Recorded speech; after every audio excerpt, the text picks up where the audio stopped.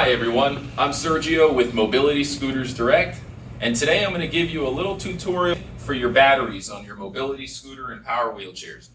All of the mobility scooters that we have here work on two 12-volt batteries, and most of the mobility scooters and power chairs that we have also work with two 12-volt batteries. Like many of these travel mobility scooters, most of the Go-Go's and other travel mobility scooters have a battery box, like the one you see here. If your scooter has a battery box, inside of this box, if you open it by taking the screws out from underneath, we have another video that shows you how to do that, you will find two 12-volt batteries wired together which deliver 24 volts to the 24-volt brushless DC motor. Again, most of the scooters that we carry work this way. Check with your specification sheet, which comes with your mobility scooter, or you can ask our sales reps to check with you to see what kind of batteries come with your scooter.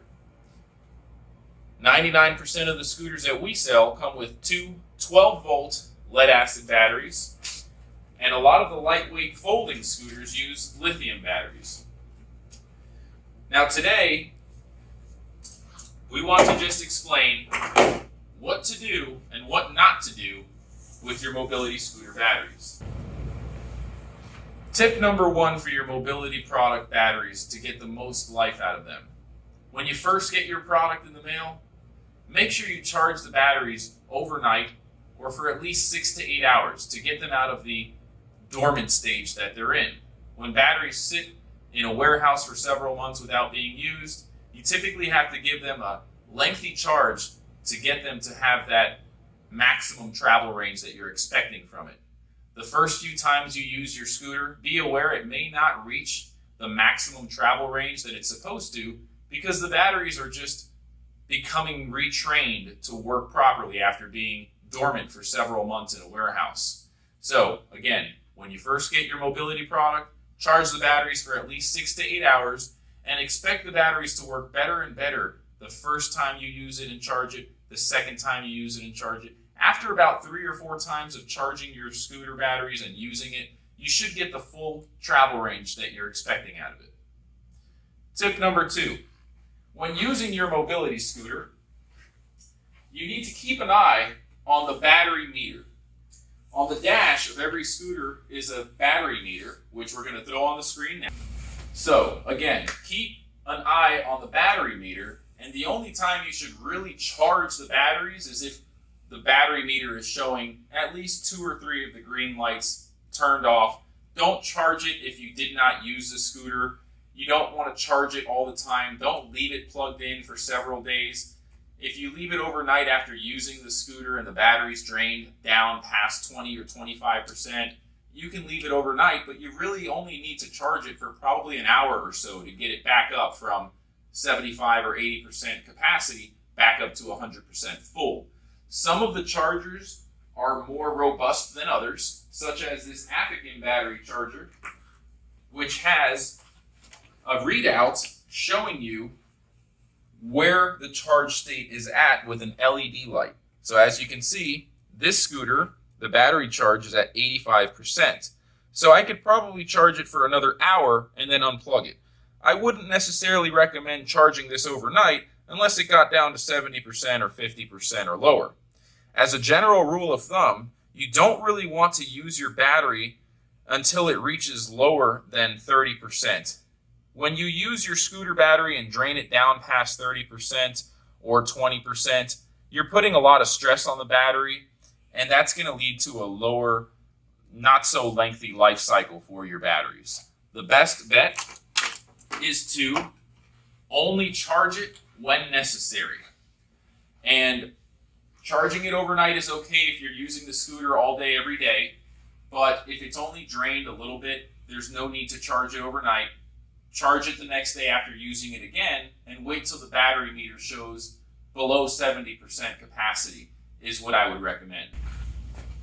Another thing to keep in mind is that each battery inside of the scooter comes with a positive and negative connection. If for whatever reason you find that your batteries are not connected, that's probably why your scooter's not working. Always check first to make sure that your batteries are connected. If you see any disconnected wires from the terminals, connect them and your scooter should work fine. If they don't, refer to our other video which shows you how to troubleshoot batteries that could be damaged or defective. If you own a Pride mobility scooter, your battery charger will look like this. It may not have this display that shows the percentage of the capacity that the battery's out, but it does have two LED lights. The top one's always going to be red, and the bottom one will light up either red or green, indicating that it's fully charged when it's green. All right, we're going to show you now how to check your batteries to make sure that they're connected. Some scooters will ship with the batteries disconnected. And depending on what kind of scooter you have, you may have a case that comes off just like this one. And as you can see, there are two batteries. They are bigger on this one. This is a heavy-duty scooter. But you can see the negative and the positive for one battery. It's got a little screw-on bolt. It screws right in with the terminal connector. And they're covered for safety with these caps. Same on this side. Now, the positive and the negative are each going into one wire harness. So this harness is 12 volts for this battery, and this harness is another 12 volts for this battery.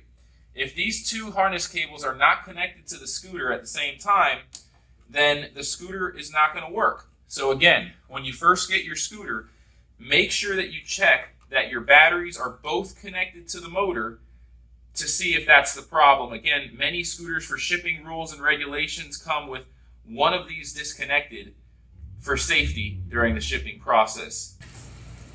If you plan on leaving your mobility scooter alone and not using it for several months at a time, or even for just a couple of weeks or a month, it's still best practice to disconnect the battery.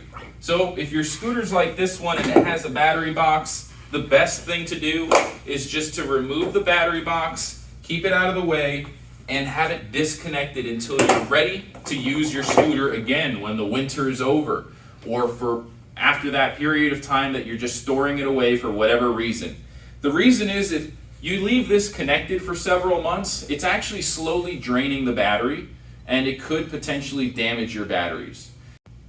If your scooter doesn't have a removable battery box like this one, like the one we just showed you earlier, you'll have to remove the lid from the battery section and disconnect it by unscrewing the bolt. There might be a bolt and a nut, depending on what kind of scooter you have. But again, it's important that you know how to use your batteries. Improper use of your batteries are not warranted by a warranty claim. So unfortunately, if you don't use the batteries as we've described and as the user manual describes, the warranty will not cover replacement batteries due to misuse. That's why we make these videos, so that everyone knows exactly what it takes to get the most out of your batteries. So once again, follow along with the tips in this video. Make sure that you keep an eye on the charge level of your mobility scooter. Don't charge it when it's not necessary to do so. And definitely don't let the battery ever fall below 20% capacity if you can avoid it. The other thing I want to say is if you live in areas where you have extreme temperatures during the winter or summer months, the batteries don't take kindly to extreme temperatures. Try to keep your scooter indoors if possible. This also applies to power wheelchairs. Be very careful when charging your battery with chargers that did not come with your product, as it can be a safety hazard. Make sure that you use the original manufacturer charger, and when you purchase a new one, it's always best to purchase an original manufacturer charger. If you have any questions, such as if you need to know the specifications of your battery to buy new ones, you can always visit our website.